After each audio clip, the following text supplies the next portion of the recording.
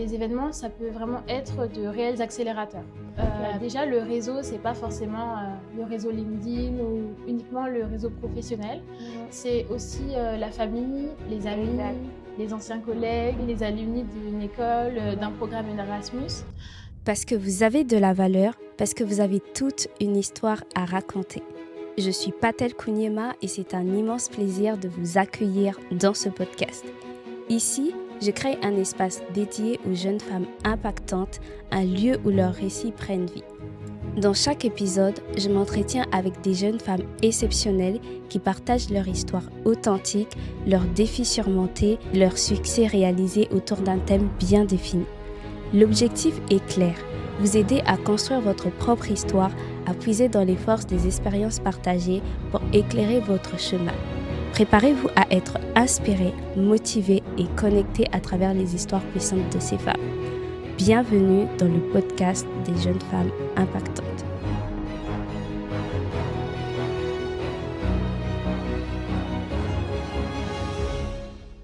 Buenas! Ça va? Bienvenue dans notre podcast de ce jour. Je suis Patel Kounyema, votre host, et aujourd'hui je suis accompagnée de Juliana qui va se présenter et nous dire qui elle est, qu'est-ce qu'elle fait. Donc sans plus tarder, on va la laisser se présenter. Bonjour Juliana, Hello Patel. ça va? Oui, ça va et toi? Ça va très bien. Alors Juliana, pour commencer, est-ce que tu peux te présenter? Oui, bien sûr. Donc, Juliana, Ok, j'ai 26 ans et je travaille dans le domaine du private equity. ok, Et au-delà de ça, ce qui me définit, c'est particulièrement donc, mon engagement associatif, d'accord. la dimension internationale et tout ce que je peux apporter en fait aux autres. Ok. En tout cas, aujourd'hui, on va justement parler de ce côté-là, du réseau, de ce que tu te crées. Parce qu'au jour d'aujourd'hui, il ne faut pas oublier qu'on ne se construit pas seul. On a besoin des autres et d'ailleurs, les autres nous aident à pouvoir évoluer beaucoup plus vite. Totalement. Alors, est-ce que tu pourrais nous dire si tu devais résumer ton fil professionnel en une idée, ça serait quoi? Alors pour le résumer en une idée, ça serait assez compliqué, Mhm. mais je dirais que j'ai beaucoup suivi, ce qui faisait vibrer mon cœur, D'accord. et vraiment donc mes centres d'intérêt. Typiquement pendant mes études, j'ai beaucoup choisi les langues, donc j'ai fait, l'anglais, l'allemand, l'espagnol Ok. et après, lorsque c'était le moment de choisir des entreprises, et des départements, j'ai surtout choisi des départements à dimension, internationale. OK, d'accord. D'ailleurs, on va parler de ça. Pourquoi est-ce que tu t'es orientée de Ouais. ce côté-là? Alors, tu participes à plusieurs événements. Ça, c'est ce qu'on voit surtout sur LinkedIn Oui. parce que là, on voit que tu es très active et c'est très bien. On va en parler. Mais tu participes à plusieurs événements. Ça, c'est très bien. Qu'est-ce que cela t'apporte concrètement? Les événements, ça m'apporte vraiment, beaucoup. Mhm, Vraiment beaucoup, au quotidien. En fait, je fais des événements parce que j'ai envie d'en apprendre plus sur le monde, de rencontrer de nouvelles personnes mhm, et c'est vrai que ça m'apporte vraiment, beaucoup sur, pas mal de plans. Là, lors de ce premier trimestre de l'année 2026, donc j'ai fait des événements, qui avaient attrait, à l'intelligence artificielle, à ok. l'entrepreneuriat, la Mhm, prise de parole et c'est vrai qu'à chaque événement, en fait, je rentre, soit avec, de nouveaux contacts, soit avec des tips que je peux appliquer, directement mhm. et je trouve ça vraiment, super. Ça, c'est vrai. Mais comment on fait concrètement pour choisir les événements?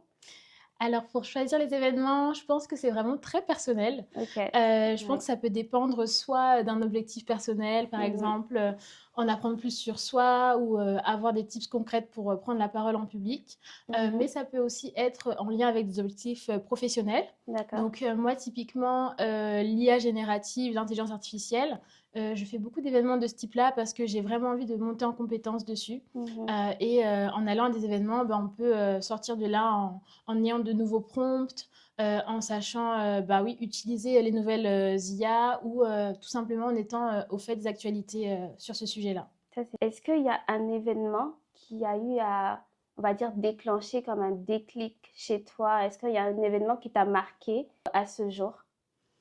Alors c'est compliqué de choisir un seul événement. Ok. Mais si je dois en choisir un, donc je dirais récemment, donc samedi, Mhm. j'ai participé à un événement des intentionnels Ok. qui était autour de l'engagement associatif et Mhm. comment, en tant que personne, en tant que jeune femme, on pouvait s'engager avec peu de ressources. Donc Mhm. peu de ressources, pas beaucoup de temps, pas beaucoup de ressources particulièrement donc financières, et tout simplement en fait en donnant de sa personne, en faisant des dons, par exemple matériels, ou tout simplement en dédiant en fait du temps aux autres. Mhm. Et je vais un peu m'attarder là-dessus parce que je pense que nous deux, on a eu ensemble cette expérience-là de participer ou même de faire partie des associations. On sait que ça apporte énormément. Moi, j'ai appris, comme tu as dit, vraiment énormément dans l'association. Et je sais que au début, je savais pas, j'avais pas forcément les compétences demandées, mais j'ai pu développer ces compétences-là en étant dans l'association. Et toi, je pense que ça t'a aussi beaucoup aidé. Oui. Et je vois que bon, ça a aussi permis à ce que ça puisse, enfin, ça a été ce levier-là qui t'a aidé à faire beaucoup plus aussi des connaissances, non? Oui, totalement. Via les différents événements, via l'associatif, je rencontre énormément de personnes. Donc, participer à des événements, ça me permet, je dirais, de naviguer en fait entre différents mondes, Mhm. de connecter à la fois donc mon domaine professionnel, donc le domaine financier, à un domaine qui est plutôt associatif. Donc, c'est vraiment rencontrer des personnes de tous horizons. Ok. Et du coup, la question est de savoir, est-ce que ça ne porte pas à confusion? Participer à plusieurs événements en même temps on va dire, plusieurs événements qui ne sont pas forcément reliés entre elles. Ça peut être des événements où on parle des finances. Ça peut être des événements où on parle vraiment de l'IA, de communication. Est-ce que ça porte pas à confusion? Alors, comment est-ce que tu arrives à trouver un équilibre ou même, on va dire, des leçons qui peuvent après t'aider plus tard? Alors, c'est vrai que je fais beaucoup d'événements sur différentes thématiques, mais toutes ces thématiques-là, moi, elles m'intéressent. Donc, personnellement, c'est vrai que je suis intéressée par beaucoup de sujets, et donc c'est vrai que les événements où je vais, à chaque fois, ça m'apporte quelque chose en plus sur un sujet qui m'intéresse. Mhm. Donc, comme je disais, ça peut être sur l'intelligence artificielle, sur la prise de parole, sur comment s'engager. Donc, c'est vraiment varié. Mais à Mhm. chaque fois, ça m'apporte, moi personnellement, quelque chose pour mon parcours, pour mes objectifs et mon ambition. Ok. Je vois. Là maintenant, quand tu étais en train de parler, j'ai eu, on va dire, cette image qui est revenue en moi, c'est l'image de ton LinkedIn. On voit bah, du coup tout ce que tu mets, tu as un peu mis éparpillé, on va dire, expliqué en quelque sorte ce que tu fais. Et c'est vrai que finalement, ça va de pair. Tu participes à des événements qui font partie de ton centre d'intérêt et ça, c'est très bien. Alors, qu'est-ce qu'on sous-estime selon toi dans les événements? Parce qu'il y a beaucoup de personnes qui n'y vont pas ou qui ne savent pas peut-être l'apport que peuvent avoir ces événements-là. Qu'est-ce que les gens sous-estiment selon toi? Je pense que les personnes sous-estiment le fait d'aller à des événements seuls. Ok. Ça, je pense que ça permet de sortir de sa zone de confort, et également, ça permet d'en apprendre plus sur soi-même. Et je pense que les événements, ça peut vraiment être de réels accélérateurs. Ok. Parce qu'à travers Mhm. un événement, on peut, par exemple, découvrir une plateforme pour candidater, obtenir un nouveau contact d'une personne qui recrute à ce moment-là. Exactement, oui. Et c'est Mhm. vraiment en fait des accélérateurs. Ok. Donc là, tu viens de nous dire en quelque sorte que les événements, tu pars très souvent dans des événements seuls. Ça, c'est très bien. Oui, Parce qu'à force d'attendre qu'on t'accompagne, que tu ailles avec une personne, ça peut être aussi un frein. oui, tout à Mais, fait. mais c'est Ce très que je bien. fais généralement, c'est que je m'inscris à l'événement Ok, et ensuite je partage autour de moi pour savoir qui veut se très joindre à bien. moi. Mais je fais également des événements toute Mhm. seule. En tout cas, très belle technique, je trouve. Donc, par rapport aux événements, je pense qu'on a très bien retenu que c'est très important. C'est un accélérateur, Oui. comme tu viens de le dire. Et aussi, ça permet vraiment d'apprendre davantage sur différents sujets, sur différentes thématiques. Et ça, c'est aussi très important. Donc, maintenant, parlons de l'international. Tu nous as dit que tu t'intéressais aux langues, différentes langues que tu parles d'ailleurs, c'est très bien. Alors, quelle place occupe l'international actuellement dans ton parcours? Alors, actuellement, je pense que, je voyage déjà un petit peu moins, Mhm. mais l'international a toujours sa place, notamment, dans mes missions, dans mon entreprise. Ok, Je suis dans une entreprise, internationale, donc ça me permet, toujours d'utiliser donc, l'anglais, comme langue, de référence. ça c'est très bien. Et avant, dans mon parcours, j'ai également pu faire des échanges internationaux. Mm. Très jeune, j'ai commencé, dès la sixième. Donc j'ai fait pas mal, d'échanges. Donc j'ai pu aller, en Angleterre, en Allemagne, en Espagne. Mhm. J'ai également pu, faire le programme Erasmus, Ok. donc durant 6 mois. Donc ça m'a permis vraiment, d'améliorer mon niveau en espagnol Mhm. et également de découvrir, le marketing. Et donc c'est vrai que oui, j'ai toujours en fait, dans mon parcours mis, vraiment un accent sur l'apprentissage des langues et les voyages. Ok, très intéressant. Du coup, est-ce que ça a toujours été l'un de tes centres d'intérêt ou tu l'as développé un peu plus tard avec le temps? Les voyages, ça a très vite été, un centre d'intérêt. Je pense que j'ai dû prendre mon premier avion quand j'avais 2 ans, Ok, parce que mes parents, sont originaires de la Guadeloupe. ok, J'ai très vite, voyagé, donc très souvent en Guadeloupe. Mais, par la suite, j'ai pu voyager, enfin, j'ai à peu près fait, à ce jour, je pense 15 pays. très J'ai bien, pas mal voyagé, ces dernières années. très très bien.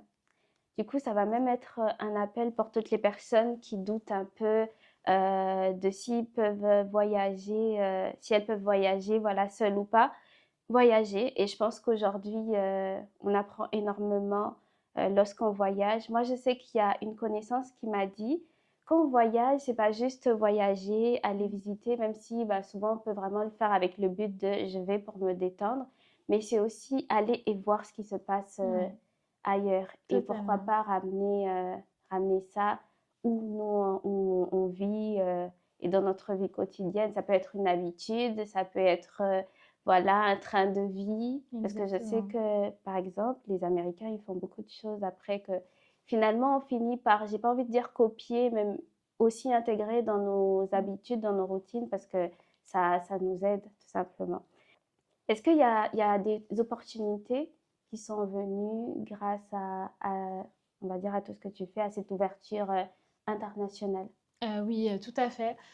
Déjà mon premier er CDD, je devais avoir, 19 ans. Ok, C'était dans une agence de tourisme parisienne et ok. l'une des conditions, c'était de parler l'anglais et c'est vrai que le fait, à cette époque-là, de parler anglais, allemand et espagnol, ça m'a Mhm. beaucoup servi, Ok, pour accueillir les touristes, pour les orienter et après pour mes autres postes, même en alternance ou actuellement, mon CDI, ça m'a énormément, aidée de pouvoir parler plusieurs langues. ok. Ouais, c'est vrai que maintenant, c'est ce qui est beaucoup plus demandé, le Mmh. fait d'apprendre, enfin, du moins, le fait de parler plusieurs langues, c'est vrai que c'est demandé. Et quand tu le fais, d'ailleurs, en parlant de ça, je sais que j'avais commencé cet élan-là je vais suivre les cours en anglais. C'est vrai qu'il y a un petit relâchement, mais c'est vrai que là, ça m'encourage vraiment à me dire pourquoi pas. Parce que quand tu dis aux gens que tu parles déjà deux langues, deux, trois langues, c'est vrai que la personne est comme beaucoup plus intéressée. Ah, ok, Ouais. oui. Oui, je pense que c'est vraiment un atout, parce Ouais, que tout le monde ne parle pas autant de langues et mm, tout le monde n'a pas pu aussi, s'immerger en fait dans les différentes cultures justement. c'est vrai. On dit souvent que le réseau est clé. Alors, qu'est-ce que ça veut dire concrètement pour toi? Qu'est-ce que tu comprends par cette phrase-là, que le réseau est clé ou Hem, est donc la clé? Alors pour moi, ça voudrait dire que le réseau est, nécessaire et Mhm, qui peut être utile. Et je suis totalement d'accord avec, cette phrase. Je pense que, déjà le réseau, c'est pas forcément, le réseau LinkedIn ou uniquement le réseau professionnel. mhm. C'est aussi, la famille, les Exact, amis, les anciens collègues, les alumni d'une école, d'un exact. programme Erasmus. Donc je pense qu'on a tous un réseau et que ça en fait, c'est utile dans le sens où on peut le mobiliser en fonction de ce dont on a besoin ou en Exactement. fonction de ce qu'on a à partager. Parce que Mhm. le réseau aussi, c'est pas que lorsqu'on a besoin. Je pense que c'est important de le nourrir, de prendre des nouvelles et également de partager aussi nos actualités si on crée des choses, en fait, de les proposer à son réseau. Ça, je suis très d'accord avec toi. Vraiment entretenir cette relation Mm. qu'on a avec bah, ceux qui nous entourent. Et ce que tu viens de dire, c'est très important de savoir que le réseau, bah, du coup, ça peut être ta petite sœur, ta maman, Exactement. ton cousin, ça peut être comme tu as dit, la famille et après, les collègues avec qui on a étudié, ça peut être ta voisine Ouais. à côté. Donc vraiment, c'est comment est-ce qu'ensuite c'est quel au fait, quel apport cette personne ou même quelle relation après vous entretenez, comment est-ce que la personne t'aide par la suite et finalement ça détermine le tout. Aujourd'hui, ta voisine, elle peut être, ton réseau parce qu'elle va t'aider, peut-être tu es en manque de quelque chose ou voilà, elle peut te venir en aide par rapport à une situation et étant donné qu'elle fait partie de ton réseau, bah, elle t'aide et c'est vrai que c'est pas à négliger. Comment est-ce que selon toi, on entretient au fait, un réseau? Comment on l'entretient? Mmh. Moi, je pense que c'est, en donnant de ses nouvelles, OK, en prenant aussi des nouvelles. important, ouais. Si c'est le réseau professionnel, je pense qu'on peut aussi, annoncer, par exemple, un changement de poste ou tout simplement remercier, même, Mmh. plusieurs années plus tard, des personnes qui nous ont aidés. C'est vrai. Mmh. J'ai fait ça il y a quelques mois. OK. J'ai remercié du coup, la personne qui m'avait prise, en CDD, lorsque je n'avais pour moi, pas beaucoup d'expérience et qui Mmh. m'a permis en fait, de gagner en assurance en parlant différentes langues. Donc, Mmh. je lui ai fait un message, elle était vraiment, ravie d'avoir de mes nouvelles. Donc je pense que c'est aussi, comme ça, en envoyant un message un peu, de manière, spontanée. OK. Donc, je pense que l'essentiel a été dit par rapport, au réseau. Savoir que le réseau, il s'entretient. Savoir que, un réseau, enfin, on l'utilise à bon escient. Ça veut dire que pour chaque situation, il y a une personne qui est là. Il y a une personne appropriée, voilà, pour, chaque, situation. On va parler un peu de Exactement. ce que tu as créé. Oui, mon Career Hub. Oui. Alors, est-ce que tu peux nous en dire un peu plus? Oui, totalement. Donc c'est une communauté que j'ai créée en septembre 2024. OK. C'était à peu près, 1 an après, que j'ai été, diplômée. Mmh. J'ai créé cette communauté pour réunir en fait, les étudiants et les jeunes diplômés, Mmh. qui sont, parfois, isolés et qui, ont des difficultés afin de trouver un emploi ou afin tout simplement en fait de rester connectés, je dirais, au monde, professionnel. OK. C'est une communauté qui est disponible donc, sur LinkedIn, Mmh. et je partage donc, des ressources d'associations qui font par exemple des immersions professionnelles. Je partage également des offres d'emploi, donc des CDD, des CDI, des C'est très bien. VIE Mmh. et également, des stages. Qu'est-ce que tu observes Mmh. chez les jeunes, aujourd'hui, dans leur, rapport au réseau ou même aux opportunités? Dans leur rapport au réseau, je dirais que parfois, les étudiants avec qui j'ai pu échanger n'osent pas assez, ajouter des personnes sur LinkedIn ou même les contacter pour leur poser des questions, pour leur proposer un café, physique ou virtuel Mmh. et je pense que ça manque, parce que, il faut pas, tout le temps penser que les autres sont inaccessibles et je pense que LinkedIn, ça permet aussi, de se connecter justement avec des personnes qui nous paraissent des fois, hors de portée. Mmh. Et c'est ça même le mot, je pense, qu'on ne prend pas réellement en compte, c'est que LinkedIn ne met pas ajouter, mais c'est se connecter. Exactement. Et du coup, je pense que c'est vraiment fait exprès pour dire que vous connectez à la personne finalement pour vous apporter parce que c'est le réseau d'affaires, c'est pour vous apporter une opportunité, pour vous apporter une chance, enfin vraiment une affaire. Donc, c'est tout un mélange de tout ça. Alors, qu'est-ce que à toi cela t'apporte? Ce, le fait de t'investir, j'ai envie de dire gratuitement. Alors, ce qui m'apporte beaucoup, c'est comme je disais au début, c'est donner aux autres. Mhm. Et là, à travers donc, les étudiants que je peux accompagner ou les jeunes diplômés qui parfois, ont du mal, c'est surtout ma façon de redonner finalement. Parce que moi j'ai été, accompagnée très jeune, Ok. je pense dès 2020.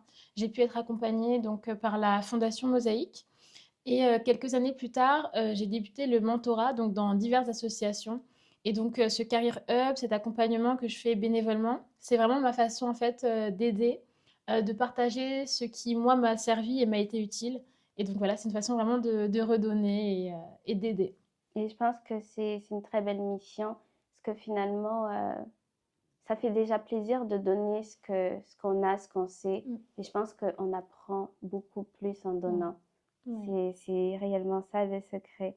Si tu devais déconstruire une idée ou on va dire des idées sur les réseaux, ça serait lesquelles ou laquelle? Alors moi, si je devais déconstruire une idée reçue sur les réseaux, je dirais que les personnes sont accessibles. C'est ce que tu viens de dire, tu as dit un moment, c'est que très souvent, on a l'impression qu'il y a beaucoup de gens qu'on a envie d'atteindre qui ne sont pas accessibles. Les personnes Mhm. sont accessibles. Il faut juste, je pense, commencer. Et Mhm. finalement, tu te rends compte que ah, telle personne, finalement, c'était facile.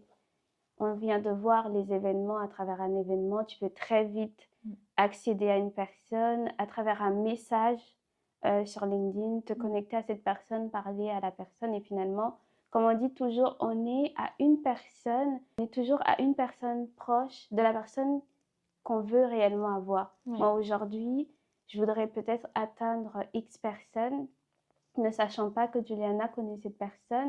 Ouais. J'approche Juliana et finalement, bah, au bout d'un moment, je me rends compte que, ah, mais finalement, la personne que je pensais inaccessible est très, on va dire, disponible et accessible. Mm. Donc moi, ça, on va dire, c'est vraiment ça, une idée que je peux déconstruire. Alors, une idée que je pourrais déconstruire par rapport aux réseaux, donc je Mhm. dirais réseaux et à la fois réseaux sociaux, D'accord. c'est que aussi bien dans le physique et dans le virtuel, Mhm. tout le monde a sa place. Ok, Tout le très monde a bien. sa place, mais je pense qu'il faut vraiment oser prendre sa place. Et pour cela, je pense qu'il faut s'introspecter, Mhm. apprendre à se connaître et être authentique. En fait, Surtout. Mhm. parler selon ses valeurs, parler selon nos convictions Mhm. et ne pas hésiter en fait à partager même ce qui nous semble naturel. Parce que souvent, c'est ce qui fait notre unicité, ce qui nous Exact. semble naturel, Mhm. évident. Ça, c'est très vrai. Quel conseil donnerais-tu à une personne qui n'ose pas activer son réseau? Parce que comme tu l'as dit, aujourd'hui, tout le monde a un réseau. Ouais. Et du coup, quel conseil est-ce que tu donnerais à une personne qui n'ose pas utiliser, activer son réseau? Alors, si tu n'oses pas activer ton réseau, Mhm, ce que je veux te dire, c'est que tu as beaucoup à apporter. Tu as mhm, beaucoup à apporter au monde, à ton environnement. Et en osant, tu vas pouvoir en fait avancer, accélérer davantage. Donc, n'hésite pas à activer ton réseau et à envoyer ce message. parfait. En tout cas, j'ai envie de dire que c'est fini, mais c'est pas fini parce que ce thème de réseau est tellement ample, j'ai envie de dire. Ce thème de réseau, il est ample et ça inclut beaucoup de choses. Aujourd'hui, à travers un réseau, on peut facilement être boosté et propulsé très, très loin. Et on va finir par ça. Est-ce que tu nous as donné l'exemple d'une dame qui t'a aidé aujourd'hui à travers ce que tu faisais. Mais est-ce que vraiment il y a, à part cette dame, une personne qui, au jour d'aujourd'hui, t'a propulsé, qui a fait en sorte qu'il y ait une différence entre la Juliana, on va dire, il y a quelques années et la Juliana d'aujourd'hui? Alors oui, je pense à Rachel Boloco, la Ok. présidente et fondatrice de l'association Les Intentionnels. Donc vraiment, c'est une superbe rencontre. Je l'ai rencontrée donc à travers son association Les Intentionnels. Mhm. J'étais d'abord bénéficiaire et ensuite j'ai pu m'engager un peu plus donc en tant que bénévole. Donc là, je gère tout ce qui est communication interne.